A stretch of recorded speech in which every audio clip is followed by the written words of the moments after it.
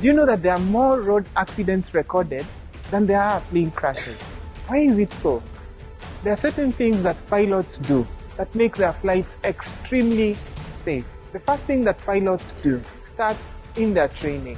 Pilots learn through stuff that they call simulations.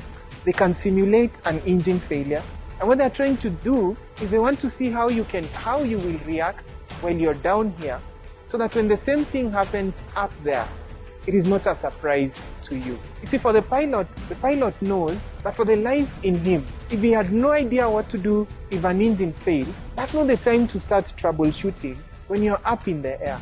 When it comes to sexual temptation, the first thing you must do is that you must learn to simulate things that you can find yourself in. You must learn to think through the possibilities of the things that can happen. You must preempt your actions in the midst of temptation now, so that when that temptation comes at that time, your mind will play back and show you exactly what you must do. The Bible says that the master's wife saw this guy who was handsome and well built. Then she calls for him to bring something to the room. She looks at him in the face and says, "Today, you have no way out. I'm here and this has to happen." You know, this one act with her could have elevated him to be the head of the slaves in the house. But this guy, a slave with no option, decides to run away from trouble. That's what the Bible says. And I guess the question we are asking ourselves today, why would this guy run away when David ran into trouble? I dare say to you today that the only reason why Joseph could run, because he simulated it before.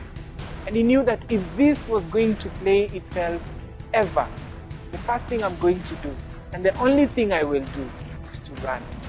Have you thought about the things that could happen to you? The service was amazing. The service was good. It was an eye-opener. I love the topic about purity. I lived my life more conscious. I could really mess up my life if I did that, yeah. My take from the service was that you need to think about something first. You need to make up your mind. I learned that respecting women's bodies is really important.